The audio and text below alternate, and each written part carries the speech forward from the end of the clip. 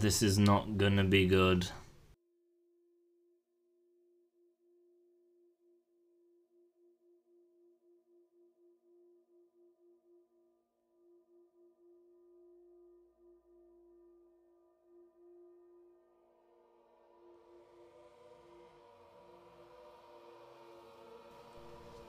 Trivium, The Sin and the Sentence.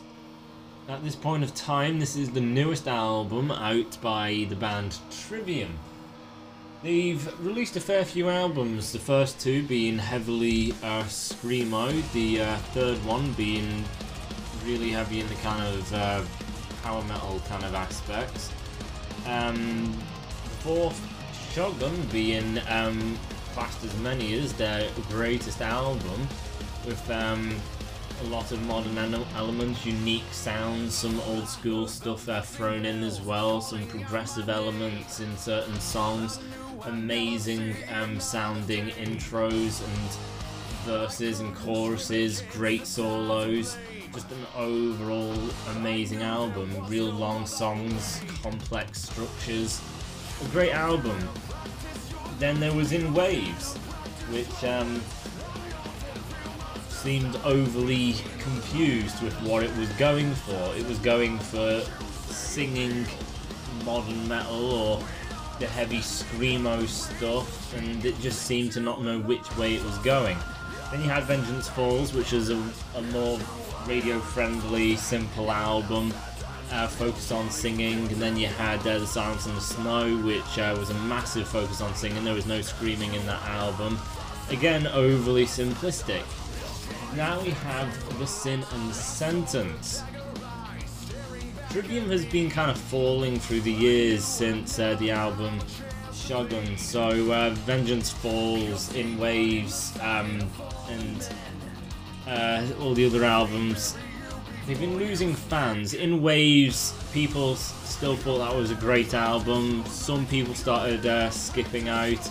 Vengeance Falls, a lot of people weren't happy with. Silence in the Snows, people were furious. And then The Sin and the Sentence, people kind of came back on board with the band, with The Sin and the Sentence, saying it's a return to form, it's old school, like, it's like the nemesis of Shogun, it's the rival of that album. This could be classed as maybe the greatest Trivium album. Now, I've listened to this, the album's been out for a fair while, and initially I thought it was a great album myself. I thought it was very adventurous, very unique, good sounding things. And then the more I got into it, I got bored very quickly. So, why is that? So the first track, Sin and the Sentence, that single dropped, and initially I heard this, and I actually wasn't overly impressed. I wasn't disappointed, but I wasn't, you know, like, this is great, this is amazing. I was like, this is alright, nothing too special about it. People thought the solo was great.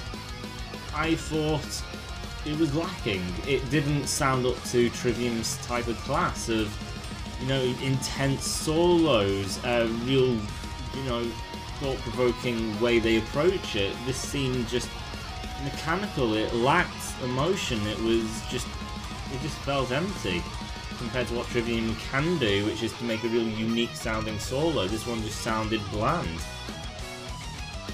People saying the song is overly great, an epic metal song, and enjoying the chorus. I think the chorus of this song is absolutely terrible. You may as well listen to a Justin Bieber chorus, they're very similar. Of all pop sounding choruses. And by that I mean it is unbelievably repetitive, it is extremely bland, its songwriting is terrible, just verse, sin, and the sentence, verse, sin, and the sentence. It's like the song In Waves, a dreadful, absolutely horrific song of absolutely brain-dead songwriting. Just in waves, in waves, in waves, in waves, in waves. It's like the pop song where it's like, I whip my hair back and forth, I whip my hair back and forth, I whip my hair back and forth. Now metal fans will find that hilarious, but what's the difference from I whip my hair back and forth to In Waves? In Waves actually has less words in it than I whip my hair back and forth. So the person who goes I whip my hair back and forth and then says it throughout the whole song actually is way more of a metalhead songwriter than Trivium themselves, which seems a little odd, to me at least. So, chorus for the Sin in the Sentence, unbelievably repetitive, so bland, so crap and terrible. It is insulting, and I find it embarrassing that the metal community actually supports this and thinks it's great, as well as In Waves, which is actually classed as one of their greatest songs for something so bland and pop-like. I'm embarrassed, and just feel like the community is kind of lacking some kind of brain cells. And as I say, for the solo, people seem to enjoy it, but I just thought it was some kind of like brain dead whittling and just, you know, like, I got talent, is going to whittle something out without really putting the effort in, because I am Trivium, therefore I can do whatever the fuck I want because brain dead people will support it. I was bored. The actual verse itself, musically, there's not a lot there. It's just dun dun from the rhythm and then just massive pause. So all rhythm is just dun dun. Wait for it. Dun dun. Wait again. Dun dun. Wow, I wonder how long that took to figure out and to nail doing that. As for the actual lead over it, there's barely anything to it. It is absolutely awful. And then Matt's voice. Let's talk about Matt's voice. So Matt's voice has changed over the years. He did screaming, then he went to doing a lot of yelling. It wasn't screamo anymore, it's just aggressive yelling style of things, mixed with the, you know, occasional actual melodic singing style. But nowadays, what Matt does is no yelling and not as much screamo as he used to. It's mostly kind of melodic. And people say he sounds better in this album than Silence in the Snow. He's kind of developed more. He's learned how to use this new vocal approach, and that's true. He has improved from that album. His voice sounds a lot better here than that previous album, but I don't like it. It just seems way too tryhardy. Whenever you see Matt sing now, he seems like he has a bloody massive dildo up his backside with how stiff he is trying to sing properly. All of the enunciating with his mouth opening and closing like he's trying to bloody grab someone's dick in passing to suck it off. It's ridiculous. He stands there, dick up his backside, waiting for a dick to enter his mouth and everything, making big O faces. Mouth hanging open, jaw dropped. And because of that, I just feel like it's lacking the raw emotion that Matt used to pull off. Shogun, with his yelling, he sounded so fierce and so aggressive and so emotional in that album. In all of these new stuff with the new singing approach, it just sounds completely emotionless, like there's no person behind the voice. It's just, it's emotionally hollow, it's emotionally dry, it's dead.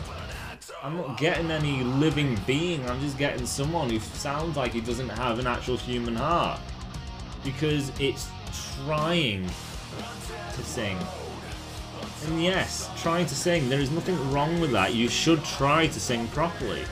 But there is more to singing than just basically nailing it. You have to nail the emotion, you have to feel the song in order to pull it off.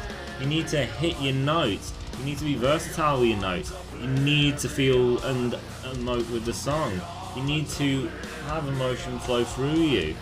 If you've got no emotion going and it's basically just sat at the table singing, it's going to be bland because there's no fun, there's no energy to the voice. There's no emotion, there's no energy, there's no fun, there's no sadness, there's nothing. So Sin in the Sentence has a very bare bones solo that seems to lack any care anymore from what Trivium's capable of. The verse is absolutely bland, Matt sounds emotionally hollow, and the chorus is extremely repetitive, and is like pop. It's dreadful. The album cover is unbelievably unimaginative. I know that's got nothing to do with it, but dear Christ, this cover is awful. What the hell is this supposed to mean?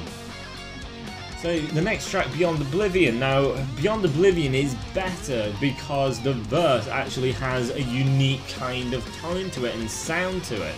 So I actually enjoy this. It's reminiscent of early Trivium. It's reminiscent more along the lines of Shogun, in my opinion. It is, at least, just the vibe that it puts out.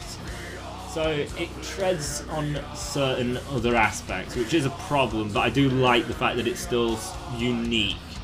So I appreciate that, but other than that, there's nothing to it, there's nothing unique, no great songwriting or structure, anything new, exciting, thought-provoking, a solo that's bland again.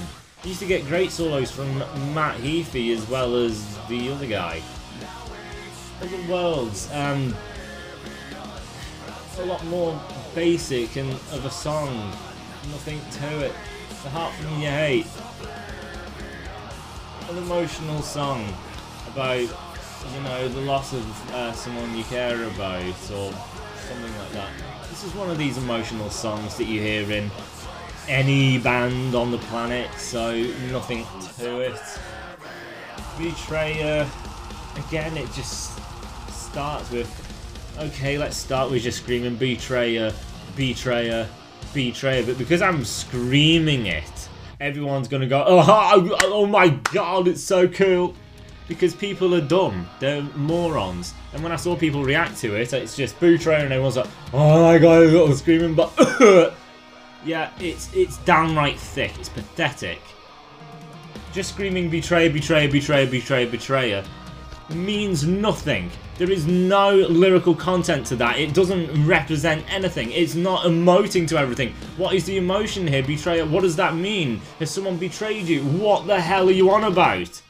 It's screaming one word because let's not bother with anything else because we're lazy little cunts, and we're not even going to think about anything else. And we're just going to scream because that's all the idiots want. No talent, no great songwriting. In Shogun, did he ever repeat one phrase over and over and over again with the screaming? This masterclass of an album that you think they're copying again. No, they bloody didn't. Meaning that this is not Shogun 2.0. It's not the rival of Shogun. This is nowhere close to it. Wretchedness Inside. Completely terrible. I've deleted this track. I hate it. It is pure and utter screaming. Where's the versatility to it? Where's the emotion of singing and the raw aggression of the screams? It's just screaming for sake of screams and then mixed in with this, you know, oh, I'm trying to sing. Lacks emotion. There's no rawness to it. There is nothing to it that I can connect with. It's ridiculous.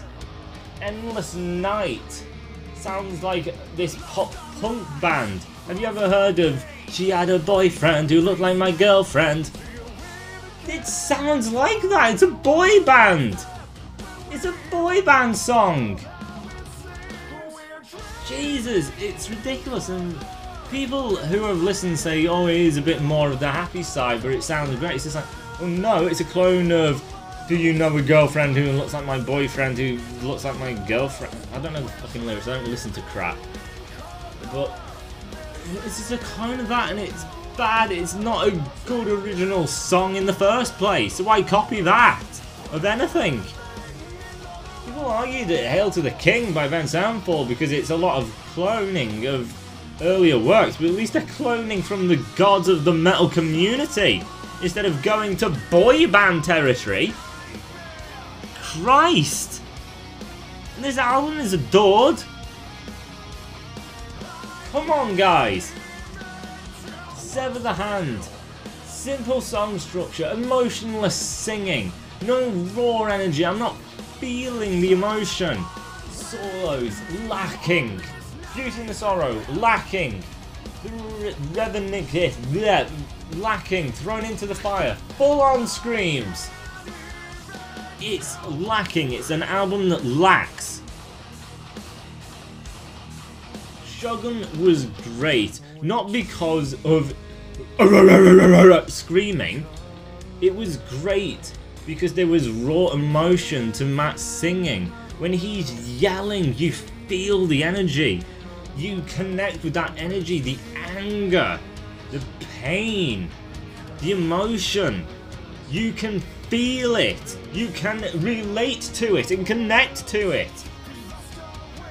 The melodies of all them intros, it's not just which people care about, just do dun dun dun dun, but you know, heavy gain, or just go extremely quickly. No!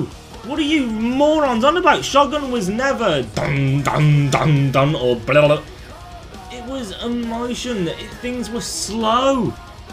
It's just the fact that it had a dark, eerie vibe to it. That is why Shogun was so good, because there was a vibe to it, a unique sound that other bands do not copy. It was unique. It was their signature sound. There was emotion to it. It sounded great. It was big. It was epic. All these leads, the melodies of it, the sound of it, the vibe. The raw emotion of Matt's voice, the anger, the pain. And then the screaming. I think Trivium screaming sucks. It's not versatile in the slightest. All the screamings sound exactly the same. Just a lot of, again, trying to suck a dick face. But again, it had versatility. It made it more aggressive. The solos in Shogun were actually some big, epic solos. You could feel that it was thought out with, you know, complex solos and then melodies, and then you could sense the different people who played. You could sense Matt, and you could sense the other guy who played. You could tell them apart because each person has their own personality, and you could tell that in the solos. In the Sin and the Bloody Sentence, you usually just get the one, and if there is two, you can barely tell because they're so short and all lack emotion, so you can't tell them apart. In Shogun, you could tell who was who. One would be way more aggressive, and one would be way more laid back in emotion, I felt. So you had good solos, they had character to them, they had personality. The Sin and the Sentence lacks emotion, it lacks personality, it lacks anything unique about it. It's just simple, empty, bland. There's solos, there's some good singing. The songs can differentiate between each other. But overall, what the hell are people thinking with this? Seriously, guys. They come back with screams, and people just throw their knickers at them.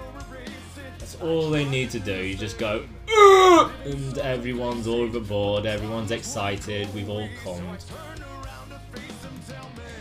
You must have the littlest brain cells if that's the case. Seriously, you don't need screaming. That is not what Shogun was great about, so going and saying they need to scream like they used to. Well, technically Shogun wasn't overly screamo. They need to be excruciatingly heavy. Well, technically Shogun, even though heavy, wasn't actually heavy. You need to get your priorities straight, guys. It's not the screaming, it's not the heaviness. It's the emotion and the melodies. And the unique tones. That is what makes Shogun so special. And that is what makes The Sin and the Sentence a bloody average album. This is a 6.5.